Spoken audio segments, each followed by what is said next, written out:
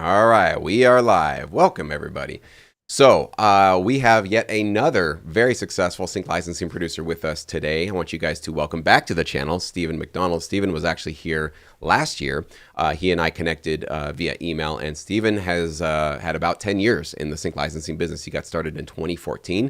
And his story is very unique because he actually had a library owner reach out to him. Most of you guys are trying to reach out to libraries, and he was just minding his business online, putting his music up, and some library owner randomly reached out to him and said, "You got some cool tunes, you could probably work with us." So he actually got his start sort of randomly, not by following any YouTube channel or any podcast, but just somebody reaching out to him. So obviously he had something of value that a library owner immediately saw in him and reached out and said, "Do you want to start working?" So how this is going to go is I'm going to basically introduce Stephen. I want to have him share his journey, his experience, what struggles he had, what successes he had, really diving into the mindset of what it really takes to stick with this for the long haul. 10 years in now, running on his 11th year, he's seeing some great results. He shared with me some of his results, and he's doing really, really, really well in this business. But it didn't come fast, didn't come easy, and it's something that's really taken him a long time, about a decade, to really kind of accumulate the skills and the knowledge to be able to get where he's at right now. So I want him to share what those skills and those insights are with all of you guys.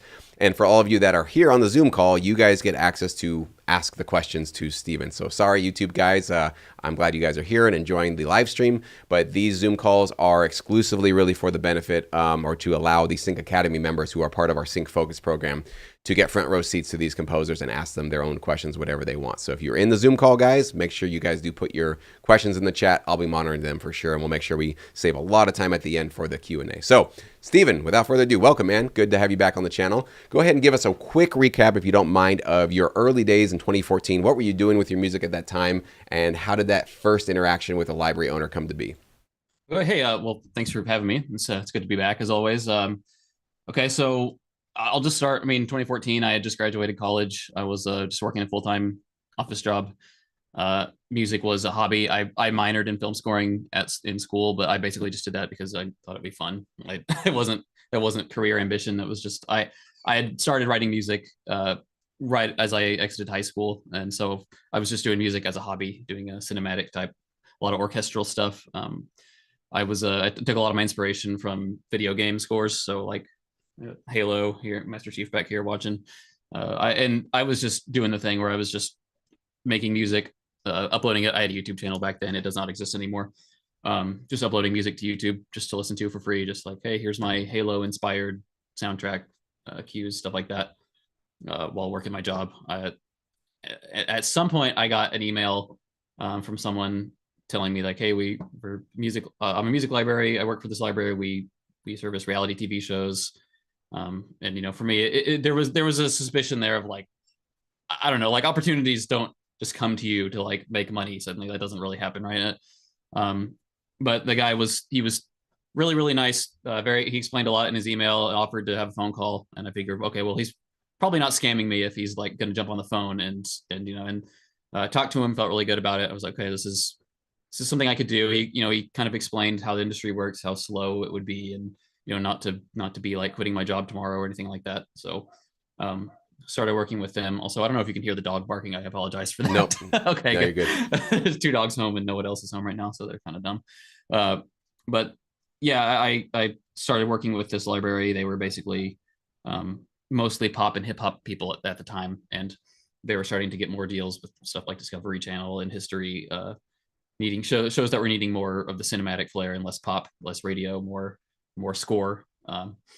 So since that was what I could do, this guy, he just happened to find me on YouTube while he was looking around, listening to music, found my Halo inspired music, which was I don't know. I always thought that was funny that Halo kind of kicked me off in this direction.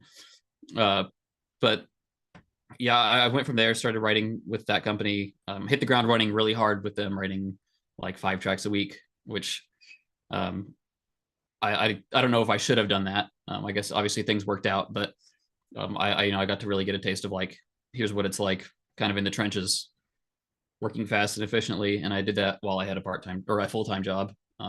Eventually after about a year, I got my first royalty check, little bitty, but it was still like, okay, there's a sign, this is working. So I quit the full-time job, picked up a part-time job at the time. got lucky, found a decent part-time job to kind of ease my way out of that world while I started collecting royalties. Also, a big shout out to my wife who was working full time through this as well. So this was not just like a suicide, like drop all my income kind of move. I had safety there with her being employed as well. Um, and then really from there is a couple more years of working, and I was and going at that pace, working for these reality TV briefs. And then I was able to drop the part-time job in 2017, late 2017. Yeah, the very beginning of 2018 was when I fully quit there, and just doubled down on music and kept going there. So that's the early days. I don't know if there was something more beyond that. Since then, it's just been me still working with these libraries, same library I started with, but reaching out and making a lot of my own other connections, learning more about the business myself, a lot of networking, and establishing more of a career for myself beyond just that initial relationship. Sweet. How about we name some of your more notable placements, networks that you've gotten placements with? I would say just about any channel that airs any kind of reality show, competition show, the networks, the cable channels in the U.S. It's whenever people ask me to name notable placements, I'm like, it's difficult because most of the time I don't even know about them until the royalty statement comes in. But I would say usually when I meet someone and they ask me what I do, I can just about say I can usually just say, okay, do you watch any reality shows? And if they name one that they watch, I can be like, yeah, I've had music on that show. Like it's just, I guess the industry is kind of small for the U.S. reality TV scene. There's quite a few libraries, but a lot of them end up like these shows will shop for music from so many different libraries. So I'll write cues that I wrote for Catfish or something, and then they ended up on some crime show on Oxygen or whatever. I also there was a time where I was doing trailers quite a bit as well. So I had some good movie trailers. There was one for Men in Black International was one of my first like theatrical trailer placements, and I had lots of TV spots across things like I had a surprising amount of video game trailer placements and some like Call of Duty Modern Warfare season the trailers. One the most recent one was for zombies mode and Call of Duty. Just one of the libraries I worked with was pretty well connected in that scene. But I don't know. I don't really think of it as like notable placements, more just like the music is everywhere. It's just more of a prolific kind of thing. Absolutely. And it's because you definitely have a system, not a specific goal of you want that placement or that placement, but you create licensable music that is obviously useful for a variety of clients at a variety different times. And so that's how these numbers are exponentially growing for you, which is awesome, man. Maybe we can go right back to that first interaction with that first library that reached out to you. So Sync is fairly new to you at that point, and this owner or library representative is saying, we want you to start making music for us. How did you get yourself up to speed to make licensable music? Did he give you reference tracks? Did he coach you a little bit? Like, what was your process for figuring out how do I make music that's actually going to be useful for TV clients? Yeah, and I'm not going to name the guy, but like huge shout out. I love that he's such a good guy. I've been working with him for all 10 years, still regular contact, and even though he's like moved up a bit in his position wise at the library, I still hear from him a lot, which I really appreciate.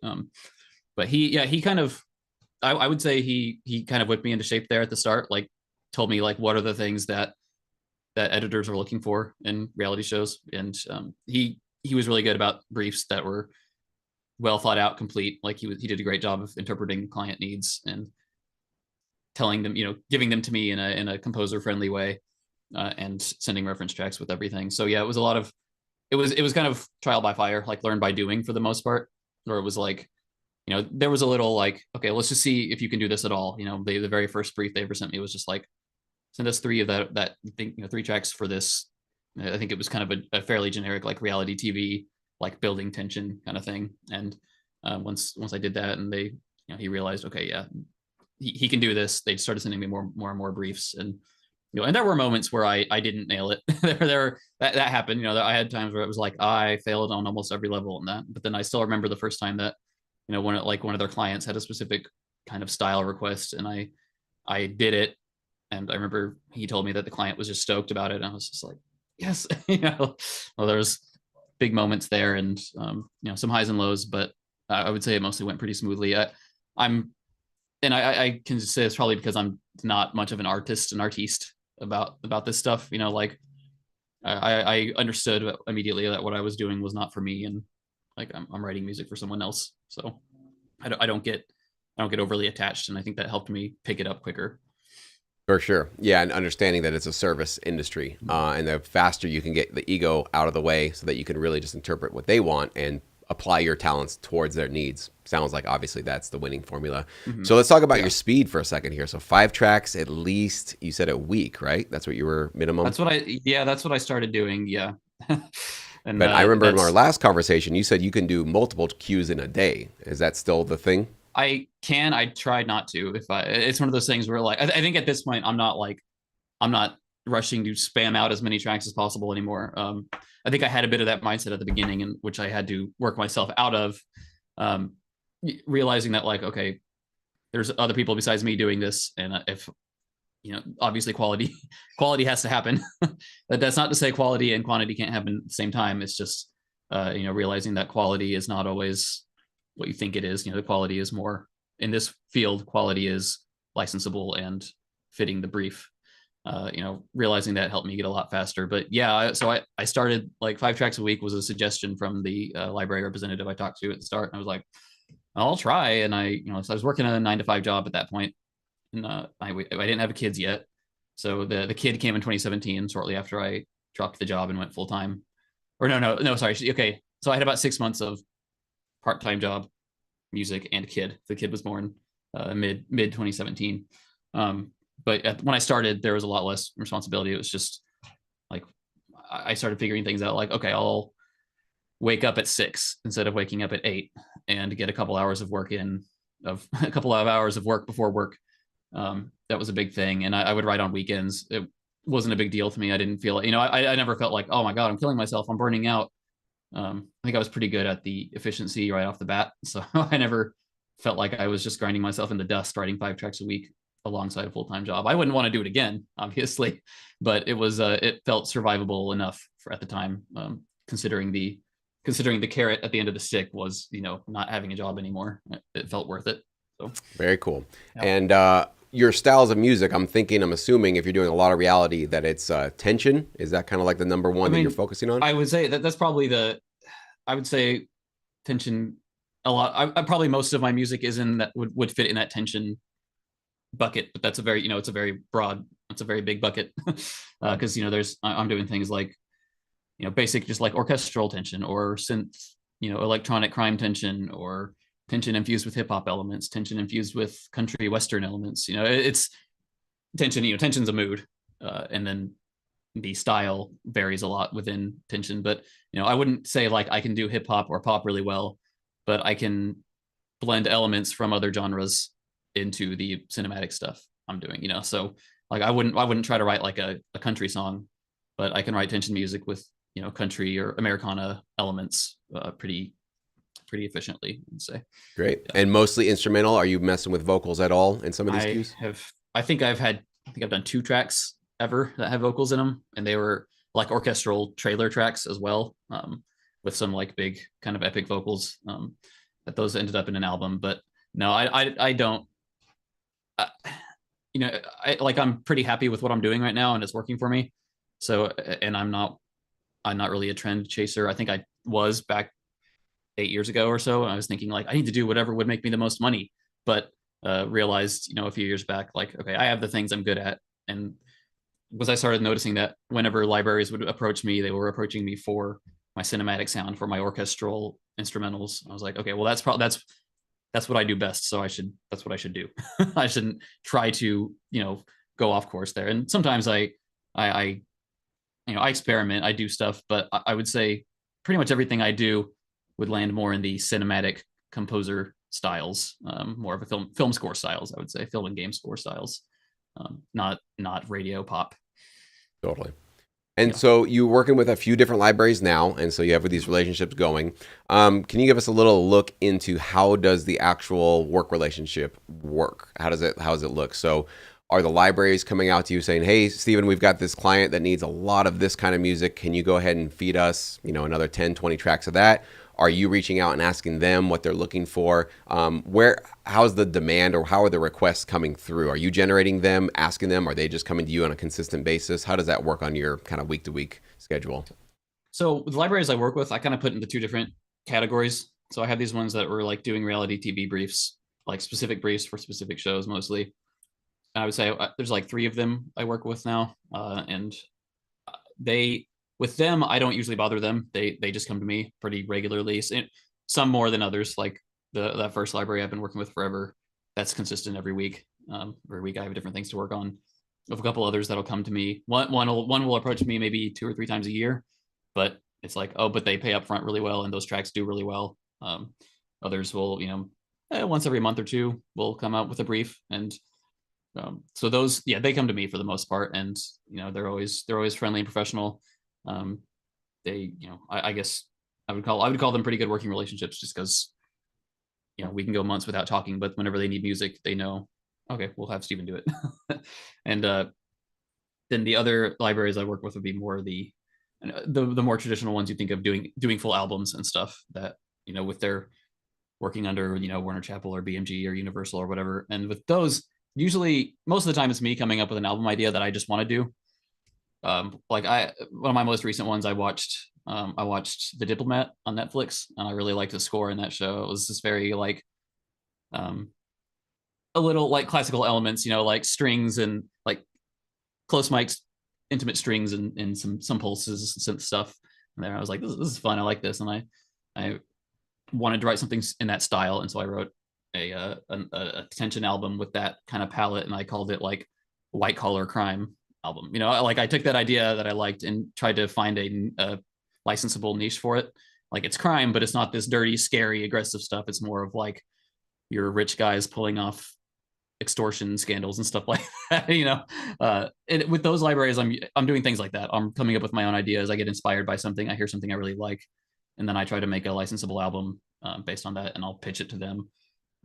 Sometimes they'll ask me for an album, but when that happens, still it's usually me initiating the conversation. Like, like, hey, I've got some time on my schedule again here. Is there anything you guys need? Any albums you guys are short on that I can do? So yeah, that's pretty much it for Very those cool. how those relationships work. Yeah. Yeah, and it's great to just have a variety of different clients you can be serving consistently. Like you said, some of them might go a little bit quiet for a little while, so you have other ones that can kind of fill that gap. But always that balance of like how much work is too much to overwhelm yourself, because we've talked to some producers here on the channel that have like 10, 15 different libraries they're serving consistently on a regular basis. And, it's a lot for sure to have that many people asking for something from you. So it is that delicate balance. I want to ask you too, maybe if we can go back to the first couple of years of your experience in this industry, what were some of the biggest moments of doubt that maybe you faced where you thought, is this really going to work out for me? Should I keep doing this? Did you have any rejections that were really, having you question your decision, disappointing royalty checks, anything in the beginning where you felt like, I don't know if this is really the right fit for me?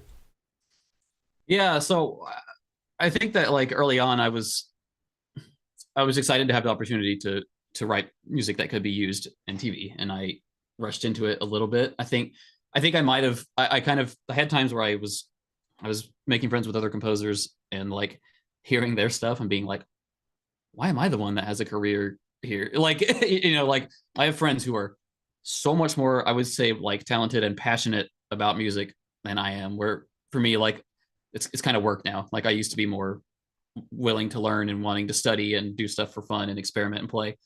But I had friends that were like insanely good, like good enough to make me like, holy crap, why is this working for me? There was those big imposter syndrome moments that happened a lot more early on, and that was part of me like thinking maybe I should slow down a little bit and focus more on the get better at the things I do. And I also with that, like around that same time, there was a couple times where like I remember I was really wanting to get on a lot of the shows that were on Bravo network, Bravo cable channel in the US. They have they do a lot more hip hop, and I was like, I can do hip hop. I'll try this, and like I tried and failed miserably at it, and like I did a few tracks and none of them were accepted, and I was like, oh, that was one of those moments where I that again helped kind of push me in the direction of focusing on my lane more, staying in my lane. And then financially, I had a decently fast rise, I would say, compared to most people. And it's just because I think it was just because, like I said, I hit the ground running really hard in a library that actively needed what I could do. But I still had moments, like on my first royalty check was a January of 20, was that 15? Probably. I think it was 16 because I quit the part-time job in it. Yeah, so it was January 2016. I've been doing it for just over a year, and it was like $250, which I I think that's actually, from what I've heard from other people, that's actually a pretty decent first one. And I was like, okay, that kind of sucks, but this represents like I just worked for a year, and I have $250 now. And that was a little scary. The next one was like $2,000. I was like, whoa, okay, so it went up by like 10. That's crazy. That's you know, but then the following one was less than half that, and I was just starting to experience the like upward overall, but the up down up down up down, but still overall up. The beginning of that was really like jarring and a bit scary, especially because it was like I was still in that pretty volatile phase whenever my wife told me she was pregnant, and I was like, oh my god, that's awesome, I'm so excited, but also let me look at my bank account here and like and think a bit about these numbers, because that was it was a scary moment. But I would say overall, like the doubts were mostly, there were a lot more doubts in those early days, and they still happen from time to time, but I think that's mostly just like irrational anxiety on my part. I'm a very high strung, like stressed out, anxious person. I still get like I still will feel horrible and eat very little on like the few days leading up to royalty payments. I'm not really worried. I'm not actually worried about, like, at this point I'm safe, I'm comfy. I'm not actually worried about some catastrophic drop, but I just can't help but be like, okay, this number is going to determine my future. Like, is this the beginning of the spiral downward, the big crash? That happens in my head still to this day, 10 years later. Very normal. Yeah, my first royalty check was 14 cents. So you did a little better than me with 250 A little bucks. bit. And I remember those exponential rises and those, cut in halves as well. The first couple of years. And you're right. We were just talking about that actually just last Wednesday with Anthony Crawford, who had very similar experience to go, the money is always messing with me, but he's like, I always zoom out and go like, I'm on the uptick. I'm always on the uptick on the macro for my career. I'm definitely going in the right direction, but boy, on the it's kind of like the stock market. You get those couple of red days and you go like, ooh, what? This doesn't feel good. And yeah, we got another royalty check here coming up, I think in a week. So Next week. Yeah. Yeah. you're not going to be sleeping, I think, a couple Yeah. of Yeah. days. Yeah. So yeah, it's very, very true. That's a very real stomach turning night before realities of royalty checks. Rather, it is just like, is this going to be one of the best days of my year, or is this going to have me question my entire career choice here for sure? I remember so many of those royalty checks in the first couple of years, constantly having to redouble down on my commitment to this, because it wasn't just like all right, cool, got a paycheck, let's keep going. It was like, that's enough of a punch in the gut that I really have to make a decision to keep doing this. Like, this is really hurting now, where I feel like, exactly, I earned way less than minimum wage for an entire year or 2 years of doing this.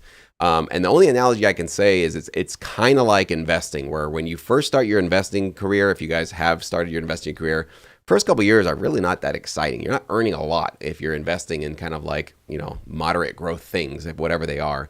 And you have to have faith that the effect of compounding interest will come and save you eventually.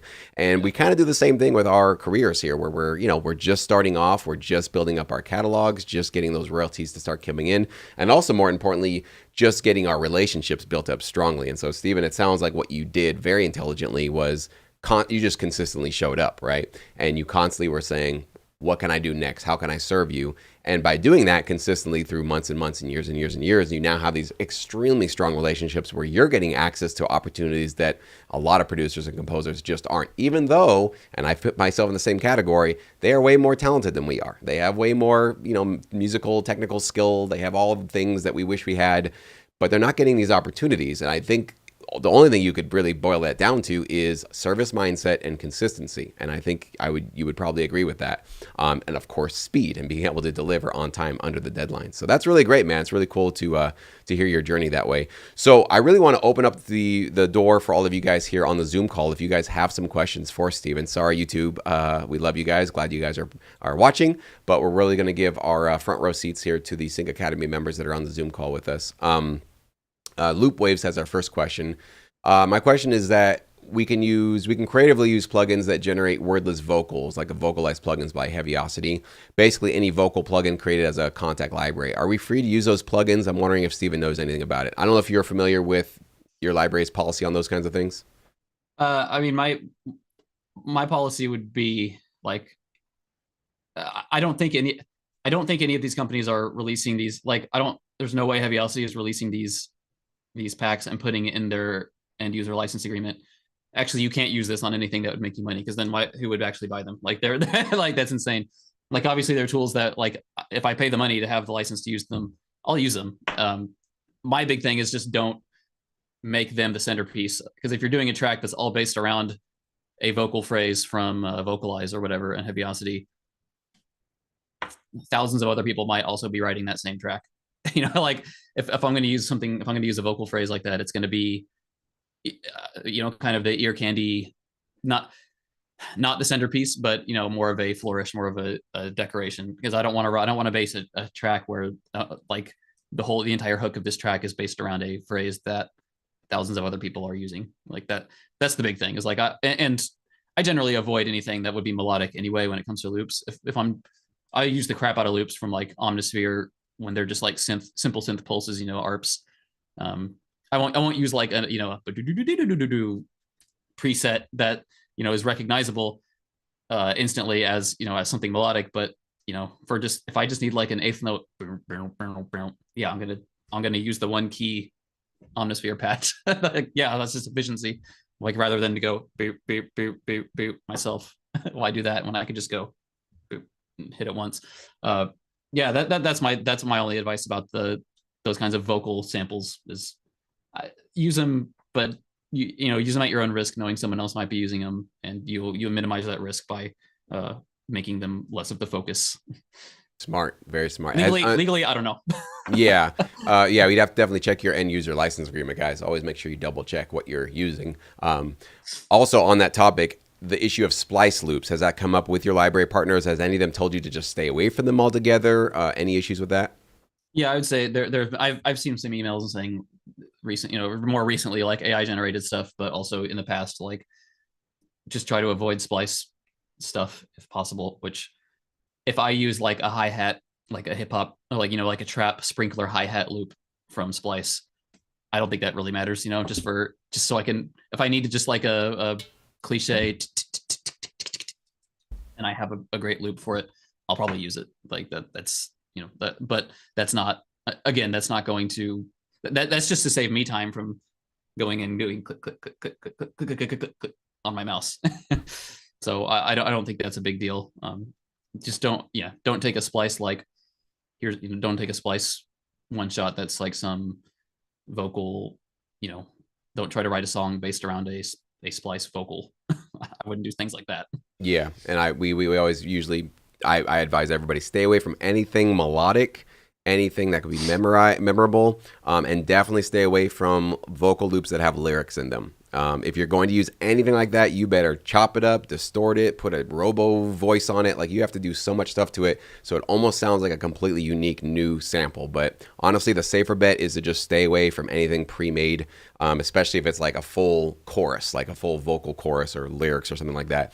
You're just going to be asking for trouble, because many other people can take the same exact lyrics, vocals, put it on their track, and then what are you really doing to this industry that AI can't do everywhere? And AI will always beat us with that kind of a thing, for sure. Estevan, question is scoring versus making production music. I've talked a lot about how score music usually doesn't work well with libraries, but production music does, which is, it's kind of a tricky distinction, but there is a distinction there. So he's asking if you give any advice on, like, how can you tell the difference? Like, how do you know if you're starting to create score music, which would have been probably handled by a composer hired by a director, as opposed to production music that can be plugged into a variety of different reality shows? So any advice in that topic? Yeah, I think a little bit of like genre knowledge comes into play here, because a lot. I had someone actually reach out to me not long ago asking, because he had watched one of your videos, and he was where you had told someone to avoid doing score music, and this guy is someone I know in real life. Actually, he was a little confused. It was thinking like, does that mean I shouldn't do orchestral stuff? Does that? And I was trying to clarify, like, what I think you meant is, music that sounds like it came straight out of a movie score, like just straight lifted out of a scene, Yep. in a scene, like a dynamic scene, something with multiple emotions and ups and downs and stuff. And maybe, and possibly even like genre wise, something that's more big and sweeping, like a Japanese, like a Japanese composer, scoring like a Ghibli film or something, like, I don't know if I said that wrong. If I pronounced that wrong, I I wouldn't apologize. even know. Yeah, um, there's not a lot of space in within production music for big, long, sweeping melodies that sound very classical and like impressive musically and beautiful. Um, but like 80% of the time, 80-90% of the time, or something orchestral within production music is going to be very simple. I don't want to say dumbed down, but that's kind of what that's kind of what it is. It's you're writing things that are going to be simple, easy to understand for an editor. Like if the editor is listening, they won't like they can tell when a phrase ends, and it's easy to chop stuff up. If you have a long like 16 bar melody that develops and keeps going and going, you can't edit that really. Like you're going to cut off some important voice if you make a chop somewhere. So even though like I call my genres cinematic score genres, I'm writing them in the production music way, which is simple little melody, short melodies, if so, like short little kind of more like hooks almost, and clear structures, clear phrasing that's easy to cut around and chop up. I think that's kind of the big. I think that's the big distinction if you're gonna ask if you're asking about writing score music, yeah. Because if you took one of those like a cue from a Studio Ghibli film and tried to put it in a library, you would probably end up with like, and here's the sad part, and here's the happy part, and here's the intense part where the bad guy sneaks in behind them and things like that. You don't have that in a production music cue. Your production music cue is just the sad part or just the intense building part.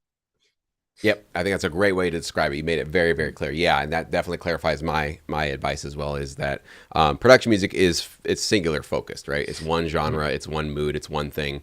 And what we're doing is not necessarily trying to make a 2-minute long cue that could be perfect for a scene where there's sadness and then there's optimism at the end. But we just want to basically provide 10 different versions of sadness, and we want to make sure that any client that needs some sad vibes in their scene, whatever it is, they can use all 10 different ones. They can use one multiple times, whatever they need. So we give them all these options, but we give them multiple varieties of the same emotion for that, let's say that album. And then we have a separate album where these are all the optimistic cues. So we're much more of like Lego blocks, right? We just give them the Lego blocks, but we don't tell them how they arrange them. They're going to chop them up and stack them however they need to make it fit exactly for their scene. So yeah, score music is where people are trying to write music that could be, well, this would be a great scene for X, Y, and Z. If there's a lot of changing emotions and revealing emotions, like occasionally, like I've done a couple of those. I don't know, maybe you have, where I remember a couple of albums where they said they wanted something dark, intense, opening up into optimism for the end. So it was one specific album, but it was for a particular client. They knew it was like either a competition show or a reveal, scene where it was like, we're going to reveal something, or we're going to have a nice emotional payoff for something. And we know we're going to have multiple moments like this in the show. Mm-hmm. So we want a ton of music that really just, we don't want two different cues that are in two different keys or whatever. We want one cue that has two emotions. So, but I wouldn't mess with that until you get a library that asks you for that. Did you do something like that in your career? I probably have. It's hard to think back like 10 years and 3,000 cues to know if I've done that. I can tell you now, if I got a brief like that, I'd probably do it, but I wouldn't do a lot of it, just because I'm like, I don't want to spend my time on something that specific that is only, I mean, even if this show is definitely going to use it, I like the real strength in this industry, I think is stuff that's dynamic or stuff that is versatile enough to be used in many shows. Smart. Yep. Because that's where the long-term money comes from. Yes, very smart. Lucio here asks, what's your approach with writing? Do you just do you listen to other music, get ideas? Do you usually just open up a plugin and kind of mess with sounds? Do you have a variety of different ways you start tracks? Yeah, so that really just depends on the genre. Right now I'm like, the session I have open here is just like orchestral competition show music for a cooking show. And with that, it's largely musical. So I kind of have two different, so let's just say like half the cues I write, I would consider musical. In that case, I know I'm using orchestra, or if it was a different genre, like I know I'm using piano and plucked strings. In this case, I know I'm using the orchestra, so I know I'm going to have strings, brass, maybe some basic synths and some percussion. With something like that, I'll probably just start with the piano and just like noodle around until I come up with some kind of some kind of element first. Like in the case of this track, I came up with like a string ostinato first, just like a nice pattern. You know, like I came up with that element first, and then started it building things around it that would help. And then so like started with that one element, built vertically some more instruments around it, and then started going horizontally from there. With the other half, I would say would like the more sonic based music, like say some crime show that's needing like scary electronic tension. In that case, I will try to come up with a sound first before I come up with a melody or an ostinato. I'll like open a synth and like I'll open Omnisphere or Serum or something and go through and try to come up with like that's a cool sound, and I will figure out how to use that sound.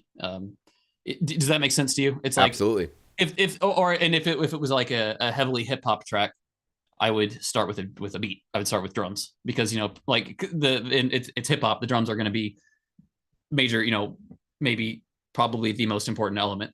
So I would start with like a beat, try to make a cool drum beat, and then go from there, adding elements. So yeah, Yeah. just my starting point depends on what the track is and what the And most important part of that music is. I just want to emphasize how smart that is for all of you guys that are watching because when you're going to compose 5 tracks a week, you don't have time to be philosophizing about what exactly should I include here and what are the elements. What Steven has figured out very quickly in this industry is that when somebody asks for, let's say, spooky crime drama, okay, he knows immediately the key, most important thing of if you're going to send a bunch of spooky crime drama music to your library partner, the music and the sound better sound a little creepy and scary sounding. So he knows the most important thing with all that music, doesn't matter what key you started in, doesn't matter, almost everything else doesn't matter. If you don't start off with, I need something that kind of gives this creepy vibe to it, right? So he knows the most important thing to do is to get that right. Once you get the sonic vibe right and that kind of sets the mood, then his musical skills can carry him on. So he's right now working on competition tension music for a cooking show. Well, he's probably watched some of it. He knows what they want. He's got a brief in front of him, and he knows one of the most important things you need with most of that is these kind of punchy staccato strings that get your heart rate going, dun, dun, dun, dun, dun, dun, whatever it is. So he doesn't noodle around with a whole bunch of different like, I wonder where I'm going to go with this. He knows the most important thing is to get that right, all right? And then all the other, it's like window dressing around that. Everything else is going to support the most important thing for those cues. So I hope you guys are taking notes on that. That one thing that will help you, I think, in this business is those deadlines and those tight deadlines, because it sometimes forces your mind to just weed out all the noise and just go, what's the most important thing here? I just need like the 20% that's going to do 80% of the lifting of this cue. And he's figured that out with all these variety of different briefs that he receives. It's a very, very important skill for sure. Richard's asking you, you've been doing this for 10 years. Do you see yourself doing this for another 10 years? Yeah. Yes, easily. This is it. This business has been really nothing but a blessing to me and my family. Like I'm happy. I feel free. You know, like there's still plenty of times I don't want to write this track. The track I'm writing right now, I don't really want to, but like I'd rather be doing something else. But holy crap, if you compare like doing this versus doing my old job, easily no contest. I love doing this, and I think it's what I'm best at. I don't think there's any other marketable skill I have that compares to this to my level of immersion in this world. I'm very happy doing this. Very cool. Yeah. Trevor wants to know, do you ever make your own sound bites, sound effects, any of your own stuff? Um, it depends on depending on the genre. So I did this a lot more whenever I was doing trailer music. Because I did a lot of this like heavy electronic, really dirty stuff. That was the kind of tracks that were getting me placements on like the Call of Duty trailers and such. And you know, in that you're always trying to get like a signature sound, as what they call it in the trailer industry.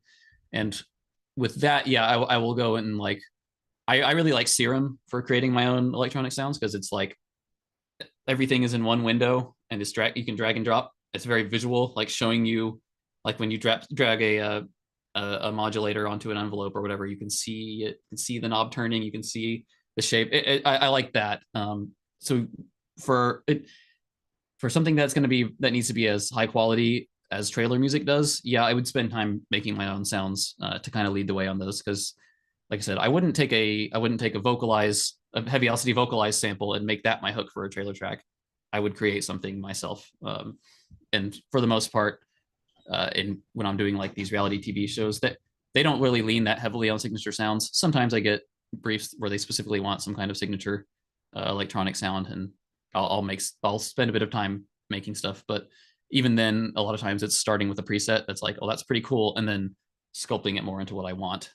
Yeah, I don't walk around with like a Zoom recorder recording interesting sounds. I did that a little bit when I was doing a lot of trailer music, but I don't really care for the trailer music industry that much anymore. So I haven't had to do that much recently.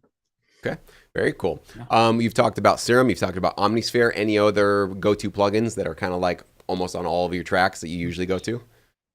Man, Omnisphere is the one that's my baby, and that was another really cool thing that the library representative I spoke with early that reached out to me is like on like Christmas, like he bought me Omnisphere, which was like, holy crap, like what a gift for that, because like That's I a big haven't gift. stopped using that. Yeah, I know, like and um I have a couple of percussion. So there's this percussion. I almost don't even want to tell you guys this because I use it so much, but it's like it looks like Naroth Audio, Naroth Audio has this percussion engine called Rhythmus, which I cannot help myself. I love this. It's just like a bunch of it's got a rhythm builder. You can build the patterns, and then you can pick from your 4 layers, different sounds, and it's all kind of like found sounds kind of things. You got like improvised shakers hitting metal pots, clay pots, keyboard clicking, and it's great for those just whenever you need a motor of some kind in a track, just like I use Rhythmus an ungodly amount. I would say it's like my omnisphere of light percussion. Very cool. Awesome. That's very helpful. Matthew wants to know, do you stick to a certain tempo range? Are you more on the up tempo, slower tempo? Do you find that there's some sort of consistency in most of the work you do? In work, I use all the tempos. In life, I'm mostly up tempo. Mhm. No, it just depends. I get so many different kinds of briefs. Uh, it's all over the place. Yeah, there's no. I've never thought of like there's a tempo that I'm best at. It's whatever I need for the project. For your tension music for reality shows, is that more on the mid to up tempo? I would say if it's tension, then more of the slow to mid tempo. If it's like drama or the a level above tension, then usually I'm going a little, yeah, usually higher. So that just kind of that's just a human connection thing. Like in a competition show, when the stakes are high, nothing's slow. It's Right. that's just gonna be how it goes. Yeah. Got it. Very cool. And what's your website? I'm sorry I didn't link it below. Is it just stephenmcdonald.com or? StephenMcDonaldmusic.com. I think StephenMcDonald.com is like some photographer. Okay, Yeah, that's that's not you. All right. StephenMcDonaldmusic.com. Yeah, not me. Stephen, Steven, McDonaldmusic.com. So if you guys want to go check out some of his work and his music. So, all right. Another question. How many libraries did you work with and how many albums did you write before you made enough income to live on? I don't know if you can remember that. Like how many libraries were you with and then about how much music do you think you had out there before the royalties kicked in where you're like, okay, I can rely on this? Um, I was really only working with the one from the beginning for a good 3 years or so before I really started to branch out. And that's about when I think it was like when I was able to go full time, I was like, okay, well, I have more time now, so I can probably make more connections and find other libraries to work with. Because like doing what I do with that first library wasn't going to occupy all of my all of my new free time I had. So um, at the beginning, yeah, it was really just one library, and I would think by the time I like went full time, I probably had. I mean, if I was writing 5 tracks a week, that's like 250 a year. So I probably had about 750 tracks out roughly. But I was probably not earning. I was probably only still earning from the first 2 or 300 just because of the big delay in royalties. Like it was a bit longer before those uh, second half of those tracks were making me any money. And on that subject, I don't know if it's possible if you would know this, but any sense of like a percentage of your tracks that are getting placements, if you have any idea. No, it's so hard to track because things like and I think most of the libraries aren't really registering stuff uh, until well, it's hard to explain. Like even if a track isn't registered on your PRO yet, like fully registered in BMI, if it gets used and the Q sheet is filled out with your correct IPI number on it, it kind of creates its own registration. Like it gets auto registered. So like I can't even really go through my works catalog and like see how many there are, and then see how many are placed. yeah, it's just too much. It's just like a wall of information. It's so much information and like a lot of them show up as Real Housewives of Beverly Hills cues, and like a roll up of multiple cues. So like that alone just like completely breaks your ability to Sure. get really detailed stats. And I don't worry about it. Like I think at the beginning I spent a little bit of time like fretting about which tracks are getting used and which, but then I quickly realized like just write more, just keep writing more. That's what I can control. Just do that. So Totally. Makes sense. Yep. Another question. What brings you more income? TV series, reality shows? Also, do you have any themes? Do you have any like main title themes or anything like that? yeah, so reality shows 100 that it's almost all reality shows. Okay. And that's just, I think that's a product of it's a product of two factors. I think as one is those are the shows that just use the most library music. They're not hiring a composer to score them for like in 99% of cases. They just use tons of library music. And then the libraries I started with were all focused on reality TV. So that was all their main thing. So that reality TV by a landslide. I made decent money in trailers for a while too, but like I said, I got burned out on that, and I prefer the slow, steady income of royalties and TV. And there was a second part of that question, wasn't there? Did I? Any main themes or titles that Oh you've yeah, main received? themes. I think the only one I can think of is there's a Netflix show. It's an Iron Chef search for an Iron Legend or Quest for an Iron Legend. So like a new like revival of Iron Chef that was on Netflix. I got a theme there, and I didn't notice like a massive increase in royalties there because it was on Netflix. it was on streaming, so it wasn't like whoa exponential growth. It was like okay cool, a few more pennies. But I got a lot of I've got a lot of music on that show, so it's kind of hard to. I never really went and looked at like how much is the theme generating versus the rest because yeah, like I said, it's Netflix. Right on. Very cool, man. So, Dave wants to know when you were creating your like 2 tracks per day or more, how did you increase your output without sacrificing the quality of the music? Was there any insight, any tip you can give on if you are going to go at lightning fast speed here? How do you make sure you're not cutting too many corners to sacrifice your own quality? I don't even know. I might be cutting too many corners. I don't really know. It's hard to say. I think the the biggest thing that contributed to me being able to write faster, I think, is just like we talked about the realization that this isn't for me. This is for someone else. So I don't spend a lot of time laboring over creative decisions. It's more of like I'll noodle around on the keyboard. That's my hands down here on my keyboard. You can't see, and come up with something. And like if it works, good to go. I'm running with that, and that's going to be a complete track. I don't.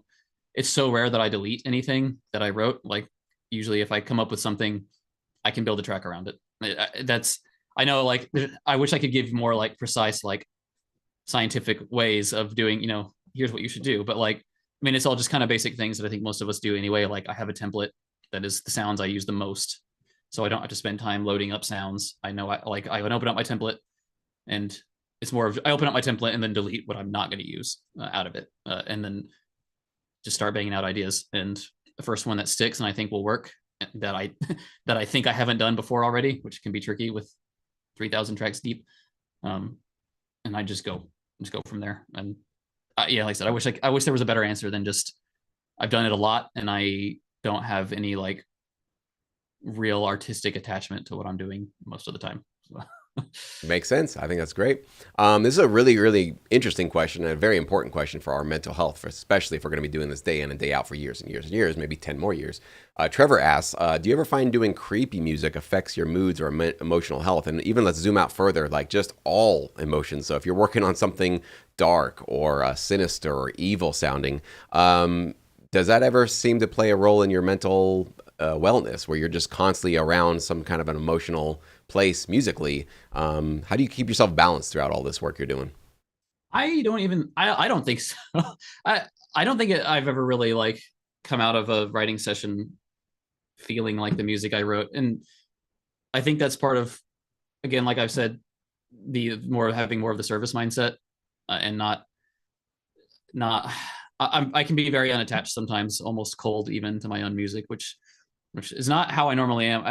I think it's almost the other way around. As like I am an extremely emotional person. I feel very strongly. I'm passionate. I cry at movies. I get up and yell like wow, at big moments and stuff like that. I think it's more the other way around, where I think being an emotional person naturally helps me in the career, helps me at writing the music. Uh, I, but for me, any kind of mental health struggles with writing music is more of the, like I talked about earlier, like stuff like imposter syndrome or just burnout. I don't think I yeah, I think even my therapist asked me that once too about like about like she was like, do you think that writing the music you write ever, like, does that spike your anxiety? And I'm like, no, I don't think so. Anxiety is always spiked to begin with. Yeah, and there's something to it too where like I can relate to that where whatever you're, let's say you are asked to write, make some dark. I remember one of the first things I did was like, dark, evil, whatever. The first thought I thought was that's cool. Like I wasn't thinking, I'm gonna spend like a whole month around this evil, dark music. I thought it's like somebody's asking you to make a sculpture of a evil looking clown. And it's like, cool, let's see if I can do that. It's like kind of a challenge. It sounds fun. It sounds interesting. It's maybe new. And so in the creative process, you're emotionally not getting into the weeds of feeling the thing you're feeling, but you're seeing if you can like a wizard usher it into existence. So like, I want to create an evil feeling out of this music. And so there's this kind of excitement. You're kind of on the edge of your seat seeing if you can actually create the thing. So you're not being pulled in by the emotion. At least I wasn't. It sounds like you aren't either. And it's more of an exciting feeling of, you feel like a magician. Can I capture this emotion in my music and deliver it to somebody so that they have that emotion in this song? That's kind of a cool feeling. Like can I manipulate somebody? There you go. And if you think about what we're doing, it's all cues on TV are emotional manipulation. They are definitely trying to get you excited, on the edge of your seat, excited, depressed, sad, in love, whatever they want you to do. That's exactly what we do. That's our job, right? Yeah, and let's just be honest. Like I think a lot of composers, like when you get scary and creepy, it's like, yes, that's. I don't want to say it's easy, but it's fun. You can almost like just like roll your face across the keyboard and come up with something creepy. And that's fun. That's a fun genre. Totally, I get excited about that too. Philippe is asking, do you protect your cues before sending them to a library? I think what he means is, do you register your cues? No. Correct. These people, they're professionals. They're not like. I think I have a pretty good.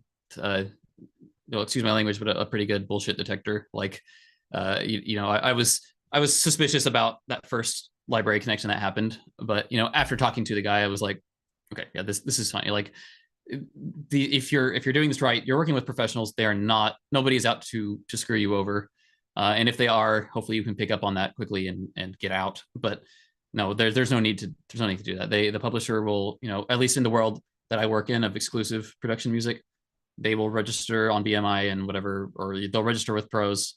You don't have to do any of that. And I don't even know how to copyright protect something. I don't know how. I've never worried about it ever. And I think what's really important too is everybody that you, Stephen, receive briefs from are somebody that you have a personal direct relationship with. And so you've established trust. You guys have had a relationship, a working relationship. And so every time you receive a sort of, hey, we got an opportunity for this reality show, they didn't just go to ChatGPT and pump it in there and have a fictitious brief to send out to you to get your hopes up. And what I do see a lot out there, which I would caution everybody to be very skeptical of, is anybody in between you and a library or an opportunity for getting music placed into a TV show, because you can easily create fictitious briefs that really don't exist and there's really no opportunity. And there can be people that want to insert themselves between you and a library. And as you can see from Stephen's journey here, it's not necessary. You don't need that. And we definitely need to be sort of making sure that we're working with people that we have confidence in, that we know directly, that know us, that we have direct relationships with. And so that we are not going to be basically hoping and praying that, our one track gets forwarded on, with maybe the hundreds or thousands of other producers that are getting the same brief, but we know that this is our business. These are our business partners, basically. And so there's definitely a level of professionalism that you guys can get when you work directly with production music libraries. That is definitely why I keep planting my flag in that sand to say, you have to have direct relationships in this business. There's nobody that cares enough about your music as much as you will. So nobody's going to shop it as hard as you are. Nobody's going to pitch it as hard as you are. You really got to make sure that you advocate for yourself and create direct relationships. Well, what I want to end this with is, Stephen, you had some great advice for us the last time I had you on the channel about keeping it real, to say this is not for everybody and this is going to beat up a lot of people. And maybe you can kind of circle back to that now and say, now that you're 10 years in, and you've probably had many people maybe come to you to say, hey man, I want to get into that. And you can probably quickly tell who's going to be cut out for it and maybe who's not. or maybe you can, maybe I'm putting words in your mouth, but if there's any advice you can give now for everybody watching to say, all right, how do I know if I've got what it takes to get to Steven's level, to stick with this for 10 years plus, to keep cranking out consistently? Like, what are some of the personality traits or just skills that you think somebody has to have to even have a prayer at making this potentially part-time or full-time income? Well, okay. I think like the number one thing you need to have is I guess I would just say grit, and that doesn't just mean, and I don't mean just in not giving up on the career, but it also takes grit to get to the point musically where you can pull this off. Because I see a lot of people that want to put the cart before the horse, and they're like, I want to make money. I heard you can make money doing this, and you can, but not without the music skill to get there. And I'm not saying you need to go to Berkeley, and get a formal degree, but there's if you don't know music and if you can't work your way from an idea to a finished track, and do it, do the musical things you need for production music, like the ability to end a track on a strong note and the ability to transition between energy levels and stuff. If you can't do that, you learn to do that first. Get there musically first. Don't don't start trying to get yourself out there before you're ready. And then of course that grit also extends into the knowledge that this is a long, slow game, and you're gonna spend a lot of time. Um, you're gonna spend a lot of time doubting yourself, and you need to be able to push through that and continue to write music, because that's the most important thing. You have to write the music. You have to write a lot of music, and you have to do it consistently. And if you're not able to show up every day for that, it's gonna be a struggle. It's gonna be even longer than it is by default. Uh, so yeah, I mean, I think, and I always tell other people when they ask me for advice, get a job. It sucks, but get a job that you can do while, in these years of build up time that won't make you kill yourself. Because um, I mean, as much as money is a powerful motivator, don't ruin your life over it. If don't ruin your life over your pursuit to becoming a composer. I think a lot of people, I think that happens to some, the romanticized dream of, I'm going to quit my job and pursue music, which I, I can't say that that's good advice in 99% of cases. If you really, really want to do something, you'll make the time. And I will acknowledge that the time I was doing this, like, I had the privilege of, I was married. My wife was working, so she could pick up my slack when I initially started doing this, and we didn't have a child yet. And I know it's harder depending on your life circumstances and what other responsibilities you have. But do what you have to do to make time for it. If you need to lose like a 1 hour of sleep, don't ruin your sleep schedule and your health. But if you can sacrifice an hour of sleep every day to get that extra 7 hours of work per week, try it. Maybe that'll be the thing that maybe that'll be what gets you going. Maybe that extra 7 hours a week is the difference between giving up or continuing onto your goal. uh, I could go on a long time about this kind of stuff, but just in the interest of, I don't know, I don't have a pithy one liner to give you guys, but That was great. some combination of those things. Absolutely. No, I appreciate that. And yeah, same with my early journey. I'm a very young man when I got started, 23, no kids, obviously, no family. I really restricted my lifestyle expenses to the point where I had like 3, 4 roommates. And I lived only in the cheapest places I could possibly find, was constantly figuring out how I could just reduce all my living expenses. And so, yeah, we all are coming at this at different times of our lives with different, levels of responsibility. And I definitely want to double down on your advice there, which is to say, definitely don't quit a money income job for this. Potentially, I'm going to make something eventually with sync licensing, especially if you've got other mouths to feed. You got people that are, you're responsible for. Obviously, do this in a responsible way. This can easily and certainly can be your side hustle you build up alongside of your current job. And for a lot of people, I find that there's kind of like, I almost miss those days of having a day job and pursuing sync on the side, because it was my sync projects that were the excitement in my day, because I was always excited to get home and work on them, or I was always looking forward to the weekend of like going and getting my Red Bull and just making music all Saturday and all Sunday and getting excited about that. So for a day job that maybe we're not excited about, sync can be kind of a little bit of an escape latch to make us feel a little more excited about our future. So and then when you're doing it full time, you don't have that gift anymore. You're just working. You just got to stay busy. So there's a truly a gift for those of you that are in the early stages right now. You have other gigs, you have other work, and this is kind of something you're slowly building up. And I hope you guys that are at least participating with our Sync Focus program are realizing how important it is, just as Stephen just said, that just being consistent at the beginning, wherever you are, if it's just 5 hours a week, 10 hours a week, wherever it is, but just staying consistent right now is way more important than going, I'm going to quit everything and do 40 hours, 80 hours a week right now, because chances are that's not going to be sustainable. That won't work out. You have to kind of take this baby step, one month at a time, 1 year at a time kind of a thing. Well, thank you so much, Stephen, man. Really appreciate your time today. I think everybody got a lot of value out of this. If you guys had further questions, comments, concerns, please do go ahead and leave it below here on the YouTube stream. Would love to hear from you.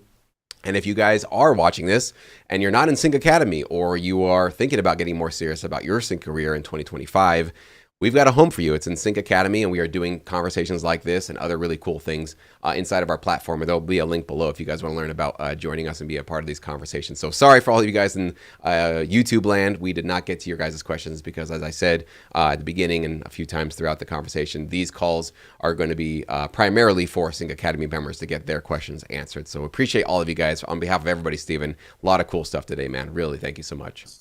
Thanks for having me. It was a lot of fun. I'm always here to